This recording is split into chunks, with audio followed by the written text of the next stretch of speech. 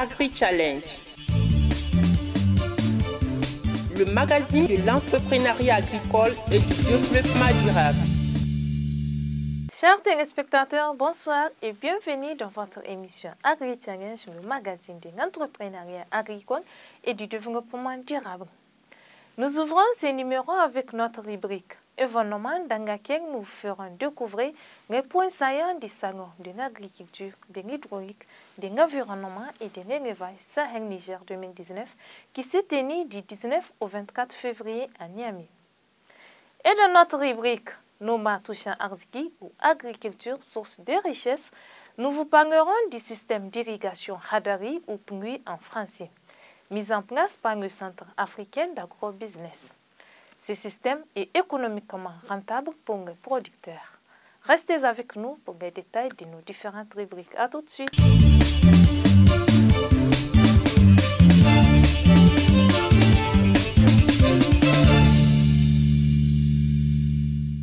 La 5e édition du Salon de l'agriculture, de l'hydraulique, de l'environnement et de l'élevage Sahel Niger a été lancée officiellement le mardi 19 février 2019 à Niamey, capitale du Niger. Parrainé par le Premier ministre nigérien Brigitte Raffini, le Sahel Niger 2019 a regroupé les acteurs de l'agriculture, de l'hydraulique, de l'environnement et de l'élevage des 8 régions du Niger. L'événement a été également marqué par la présence des représentants de plusieurs pays amis, à savoir le Mali, le Burkina Faso, le Ghana, le Nigeria, la Tunisie, le Maroc, l'Égypte et la France. Initiée depuis 2014 par le réseau des chambres d'agriculture du Niger, RECA, l'édition 2019 du Sahel Niger a eu pour thème financement et développement des filières face au changement climatique. À travers ce salon, le RECA, en partenariat avec le Haut Commissariat à l'initiative 3N, ambitionne de valoriser et promouvoir les chaînes de valeur agricole au Niger. Le Sahel Niger met ainsi en lumière le potentiel, l'attractivité et la compétitivité des filières agricoles nigériennes. À l'occasion de la présente édition, la profession agricole sollicite du gouvernement un examen approfondi des mesures extrêmement importantes. La reconnaissance juridique du métier d'agriculture, de l'éleveur et de pêcheur à l'instar des autres professions par l'initiative d'une loi. La participation de la profession agricole au comité interministériel d'orientation de l'initiative 3N.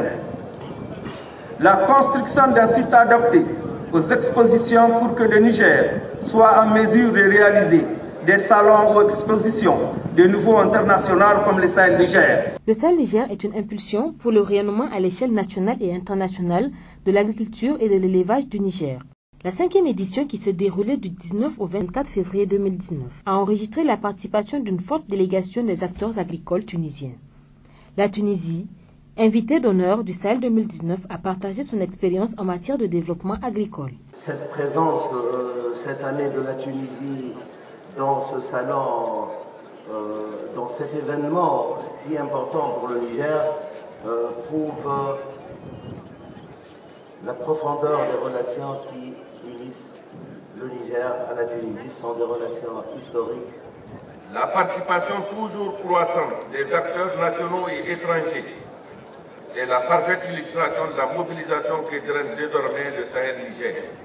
Le Sahel Niger représente donc une opportunité réelle qui témoigne de la volonté de partager avec l'ensemble des participants les expériences mutuelles et les innovations nécessaires en vue de la transformation et de la modernisation des outils de production pour une impulsion effective de la transformation du monde rural.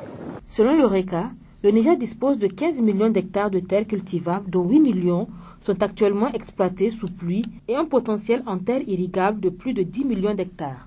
La valorisation de ce potentiel est un important vecteur de développement économique à travers l'amélioration des conditions de vie des producteurs et des professionnels du secteur agricole. Au cours de ce salon, le Premier ministre Brigitte Raffini a visité les différents stands du Sahel Niger 2019 et s'est réjoui de la qualité des produits agricoles présentés. Agri-Challenge. Pour partager les expériences de la Tunisie, reconnue dans l'organisation de grands événements, une journée a été spécialement dédiée à la Tunisie, pays d'honneur du Sahel Niger 2019. À cette occasion, le ministre de l'Agriculture du Niger et son homologue de la Tunisie ont inauguré à Niamey l'entrepôt des produits tunisiens. Donc on est là avec mon collègue et ami pour justement perpétuer cette tradition, cette relation, cette coopération entre la Tunisie et le Niger. C'est un intérêt pour notre gouvernement qui se tourne carrément vers l'Afrique, vers la source. Et je pense qu'il n'y a pas mieux que le Niger pour justement démontrer cet intérêt pour l'Afrique. Vous avez vu par exemple nos régions arides comme les régions d'Agadez, nous inondent ici avec des fruits, des légumes. C'est la région où il pleut le moins. Il y a même des endroits où il ne pleut pratiquement pas du tout. Quand vous allez à Belma, il ne pleut peut-être qu'une fois par an. Et là aussi, c'est des histoires de 0,5 mm. Et pourtant, l'année dernière, ils nous ont apporté même des crevettes ici. Cela fait quand même quelque chose d'assez insolite. C'est pour vous dire un peu l'ingéniosité des gens, des populations, quand ils veulent produire. Mais il ne suffit pas de produire. Il faut conserver, il faut transformer, il faut commercialiser. Et les Tunisiens qui ont une très grande expérience, ils peuvent beaucoup nous accompagner dans le conditionnement pour la conservation de nos produits, pour leur transformation également. Au cours du Sahel Niger 2019, s'est également tenue la première édition du Festival du Mil, Festimil. L'objectif de ce festival est de valoriser et promouvoir la production, la transformation et la consommation du mil. Avec pour thème défis et perspectives de la culture du mil au Niger, le Festimil a été parrainé par la première dame du Niger, Dr Lalla Malika Issoufou. Le mil constitue l'aliment de base produit par nos laborieux agriculteurs et consommé par plus de 80% de notre population. Outre ses avantages du point de vue économique, alimentaire et nutritionnel, le mil constitue une valeur culturelle qu'il faut protéger et promouvoir. Comme la campagne Consommons nigérien, cette rencontre a vocation à donner une place de choix à nos productions nationales, à la donner de la visibilité et à les valoriser. Cette édition permettra à toutes et à tous de connaître les extraordinaires vertus du mil, surtout sur le plan nutritionnel pour les jeunes, les moins jeunes, les femmes allaitantes et même les malades. La 5e édition du Sahel Niger a été un succès pour les exposants. Les producteurs, éleveurs, transformateurs ont mis les bouchons doubles pour présenter les produits innovants contribuant au développement du secteur de l'agriculture, de l'hydraulique, de l'environnement et de l'élevage. Les expositions ont enchanté les visiteurs. On s'est rendu compte que le Niger, c'est un pays où le terrain est encore vierge dans ce domaine. On sait que vous importez beaucoup en termes de produits avicoles, surtout les œufs. Donc, pourquoi ne pas venir vous aider avec notre nouvelle technologie? C'est des bâtiments préfabriqués qui sont importés avec l'équipement. Donc, ce n'est pas fait sur place. Donc, en termes d'effectifs, ce qui va être intéressant pour les pondeuses, il faut commencer à partir de 10 000. Ça, c'est pour complètement les bâtiments fermés. Mais pour les bâtiments ouverts, avec des cages californiennes, on peut commencer à partir de 5 000. Et pour les poulets de chair, à partir de 5 000 poulets aussi. En fait, Kolonto, c'est une race de poulet locale et on est en train de travailler sur une amélioration de cette race pour trouver deux types de races de poulet locales. Un poulet de chair semi-locale et un poulet de chair de ponte semi-locale. Pour l'instant, nos résultats, ce qu'on a eu, c'est un poulet de chair semi-locale. Le coq, à 5 mois, il atteint 3 kg et la poule 2 kg. L'objectif, au fait, c'est vraiment de promouvoir notre poulet de chair, notre poulet local. Et il faut promouvoir ça à travers quoi? À travers une amélioration de cette race pour qu'elle puisse concurrencer les poulets de chair industriels. On a nos produits à la maison, on n'arrive pas à écouler tout. Et des choses comme ça, on amène tout et on arrive à vendre. C'est bien. C'est bien de faire des choses comme ça. On a vu qu'il y a plus d'intérêt cette fois-ci, l'édition 2019, aux semences de pommes de terre. On a eu beaucoup de contacts et on compte développer ça ici au Niger. Ce qu'on est venu chercher, c'est un partenariat avec des Nigériens, avec l'État nigérien. C'est pour produire de la semence localement. C'est-à-dire que le Niger ne peut plus, il y a la possibilité de ne plus importer de la semence. J'ai vu que vraiment il y a beaucoup de changements. Les femmes ont beaucoup évolué, les associations sont là, les produits sont là et tout est amélioré. Vraiment, c'est une bonne chose. Et cette foire-là, on veut que ça continue toujours. Surtout le plan, que ce soit au niveau de la production agricole, au niveau de la production végétale, on sent que vraiment il y a une certaine diversité qui est là, qui est réunie. Et on sent vraiment que nous avons des potentiels ici au Niger vraiment à partager. Au cours du salon, plusieurs conférences, débats ont été animés sur divers thèmes, notamment sur le financement du secteur agricole et aussi des partages de bonnes pratiques agricoles. Plus personne ne conteste le fait que l'évolution du climat va amener, si on ne prend garde, des changements qui vont affecter malheureusement de façon négative la production agricole et donc aggraver la pauvreté de nos couches les plus démunies, malheureusement. C'est conscient de cela que on souligne que venir en aide aux pays et aux couches les plus vulnérables de la communauté apparaît donc à nos yeux, mais aussi aux yeux des Nations Unies comme un des objectifs primordiaux du millénaire pour le développement. Un mécanisme qui est innovant et innovateur parce que pour la première fois, on peut avoir un accès direct à ces ressources par les pays en développement. Il y a l'originalité de sa source de financement et les structures de sa gouvernance. C'est ça qui caractérise un peu le fonds vert. De façon synthétique, donc, le fonds vert doit appuyer les priorités définies par et pour les pays en développement en matière d'adaptation,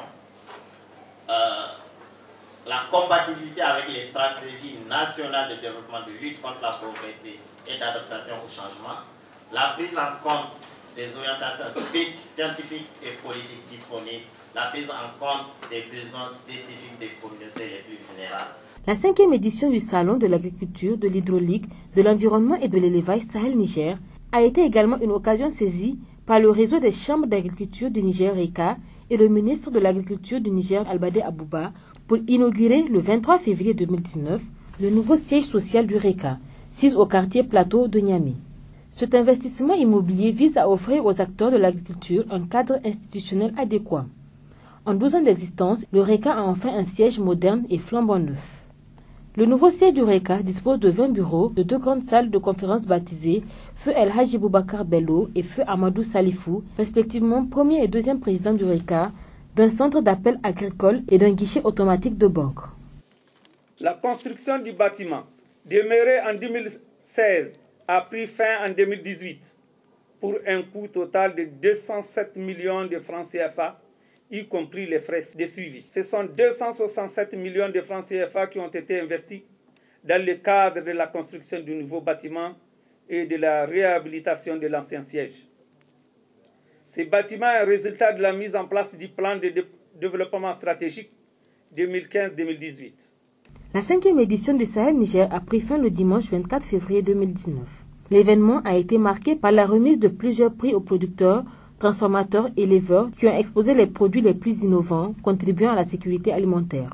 Le Sahel Niger 2019 s'est illustré par une bonne amélioration de son organisation à travers une contribution très remarquée de la recherche agronomique, une plus grande participation de la jeunesse ainsi qu'une meilleure visibilité de la représentation des régions du Niger et des pays amis.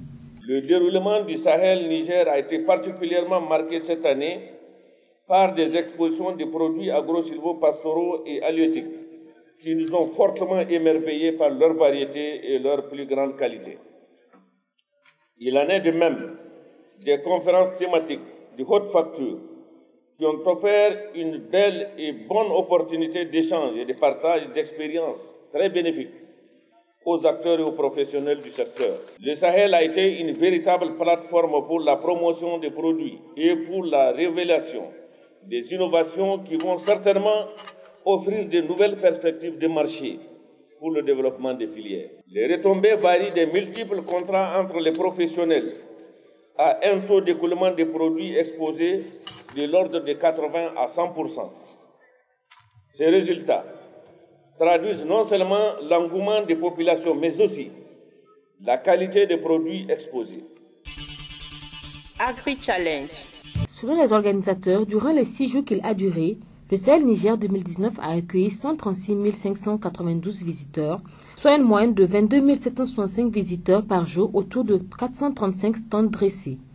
Pour les organisateurs comme pour les participants, la 5e édition du Sahel Niger a été un franc succès. On peut dire que le bilan a été très satisfaisant. Il a même atteint ses objectifs, il les a même dépassés. On a eu des impacts économiques de plus de 800 millions durant la semaine qui ont été engrangés par les participants entre les différents acteurs des chaînes de valeur agricoles. Et des contrats d'affaires ont été noués, des carnets de commandes ont été suffisamment bien remplis. Il y a une forte participation des régions, des pays, et également des produits. Il y a également l'aspect concours animaux. Vraiment, on peut dire que les espèces animales ont été bien présentées dans leur diversité, mais également en nombre et en qualité. Le troisième aspect, c'est la question de consommer les produits locaux nigériens. Et le salon a été vraiment à booster cette campagne-là pour qu'elle soit le plus durable possible au niveau de nos ménages, mais également au niveau des rayons. Et la dernière, c'est vraiment, qu'on peut saluer, c'est la présence effective du ministre d'État, ministre de l'Agriculture et de l'Élevage durant le salon. On peut même dire qu'il s'est déplacé sur le site du salon pendant les 6 jours et a accueilli tous les officiels, a fait les visites et je pense que ça a marqué le salon. Le Sahel Niger est un espace pour favoriser l'intégration agricole, régionale et internationale. La 5e édition a été un lieu d'exposition et de vente des produits agricoles, un cadre de rencontre d'affaires entre les professionnels du secteur agro-silvopastoral et halieutique, des ateliers de présentation des technologies et des innovations, des conférences thématiques, des concours des produits agricoles et des animaux, et l'écotourisme ont tenu en haleine tous les participants pendant toute la semaine qu'a duré le salon. La qualité et l'originalité ont ainsi été au rendez-vous de la 5e édition du Salon de l'agriculture, de l'hydraulique, de l'environnement et de l'élevage. Agri-Challenge.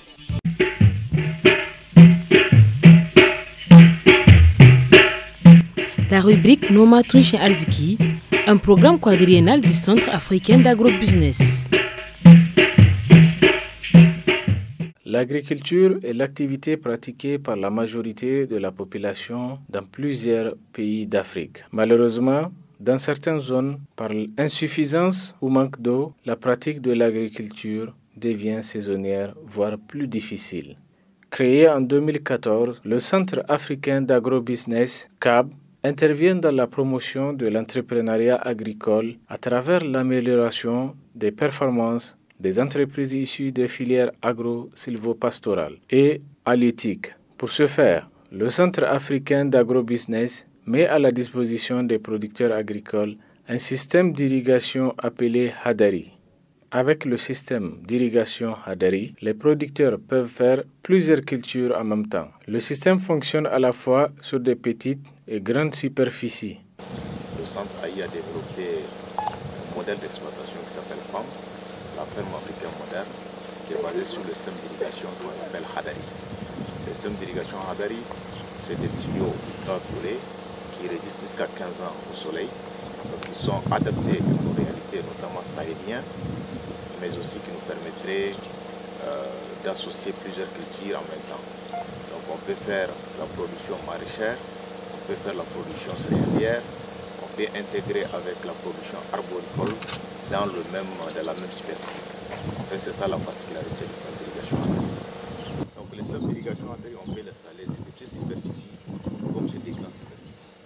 Donc les calculs, c'est en fonction de la main-d'œuvre qui va travailler sur le site. Si c'est un site d'un hectare, il y a 2 ouvriers permanents qui travaillent avec un technicien.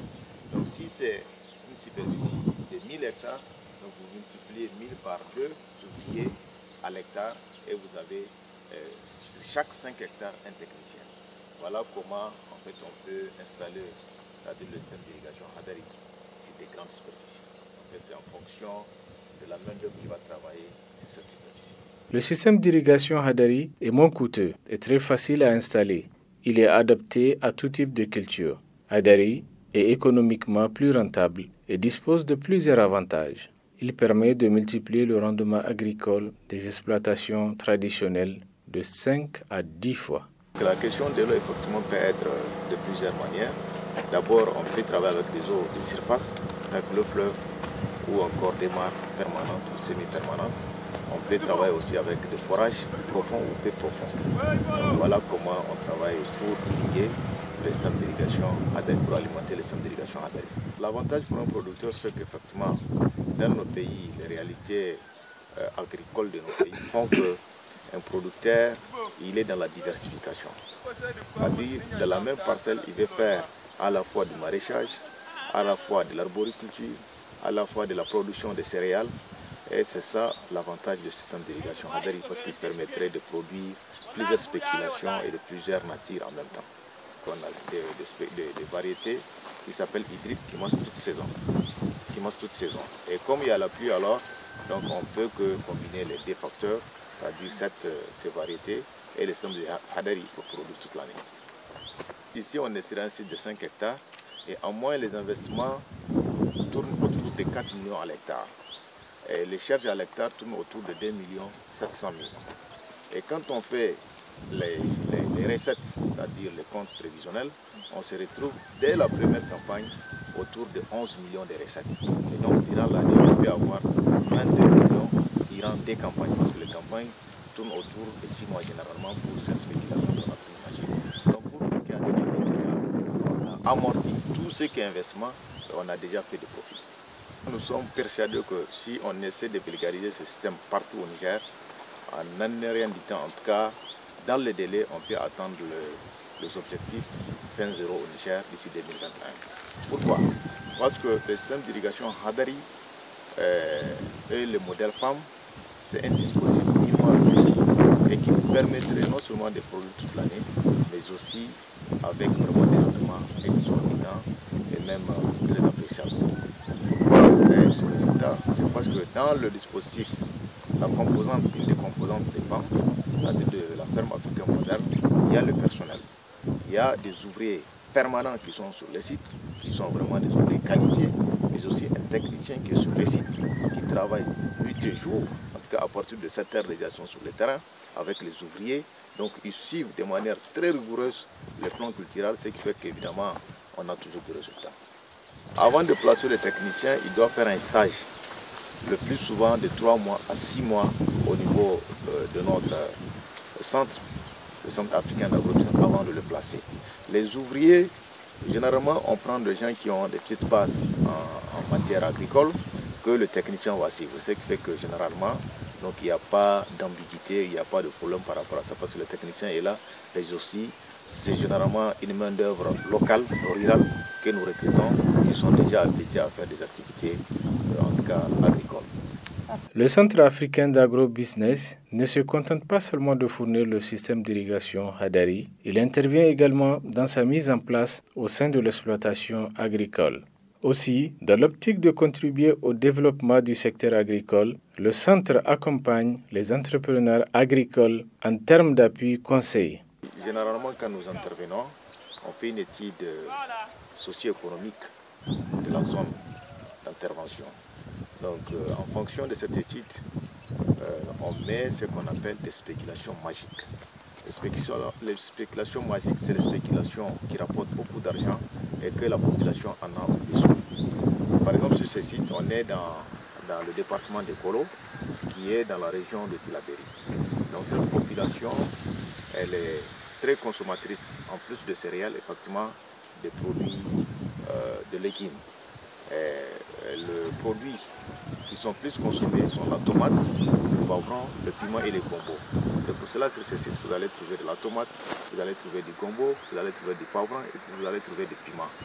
C'est ces spéculations-là qui permettraient rapidement de rentabiliser les investissements et de faire grand profit au Centre africain d'agrobusiness ou encore en partenariat avec les producteurs. Le Centre africain d'agrobusiness met également des techniciens et ouvriers à la disposition des producteurs qui suivent de près la production agricole. Avec le système Hadari, il arrive à irriguer les plantes sans difficulté. Régulièrement ici pour encadrer les paysans, par exemple les ouvriers qui sont ici, pour lui montrer les itinéraires techniques, comment on fait cultiver, et lui montrer le traitement.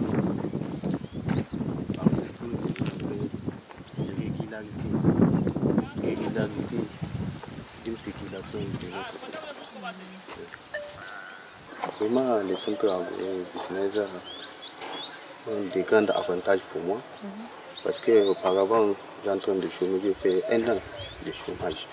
Mais avec les centres, ça me fait aider. Nous mettons des gombo, tomates, avec le piment. Parce que le mieux adopté à notre culture, à notre piment. Chaque matin, quand je viens ici, je commence par irriguer les plantes. Le système d'irrigation Hadari est plus simple, moins fatigant pour nous les ouvriers.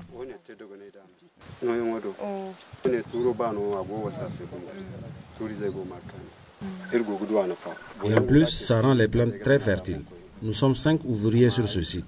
Grâce à ce travail, nous ne partons plus en exode. Avec l'utilisation, le système d'irrigation Hadari et les bons conseils agricoles, le meilleur rendement de l'exploitation sont ainsi boostés. Mais après la production, la commercialisation est aussi un des plus grands problèmes que rencontrent les acteurs agricoles. Là encore, le Centre africain d'agro-business intervient en aidant les producteurs à mieux écouler leurs spéculations. Des fois, le boulot d'étranglement, ce n'est pas la production, c'est surtout l'écoulement. Donc c'est pour cela, à l'amont, on a travaillé beaucoup sur un réseau de plus de 500 grossistes qui nous permettrait de prendre toute la production que nous sommes en train de faire et c'est eux qui les écoulent. Donc du coup, on a résolu le grand problème d'écoulement au niveau de tous les producteurs que nous encadrons ou même les fermes que nous avons nous-mêmes. Nous intervenons aujourd'hui quasiment dans toutes les régions. Jusqu'à Difa, nous avons des sites avec les réfugiés. Donc on a installé des modèles femmes là-bas avec le système d'irrigation Hadari et en collaboration avec UNHCR et puis l'ONG APBE.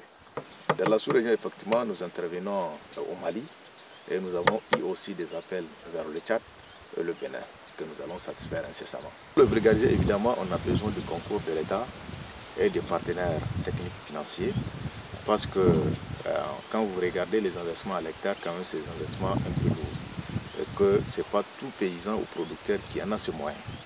Donc, la seule manière de vulgariser effectivement ce modèle et ce système d'irrigation, c'est d'aider les gens effectivement à les acquérir. Voilà la manière la plus, en tout cas pour nous, intelligente à vulgariser ce modèle que nous pensons que si on arrive à les vulgariser partout, on peut atteindre rapidement l'autosuffisance alimentaire ou même avoir des excédents.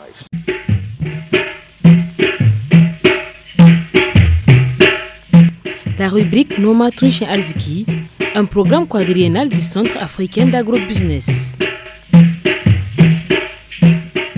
Chers téléspectateurs, j'espère que vous avez très bien apprécié ce 5e numéro d'Agri-Tchangé sur votre télévision Africable.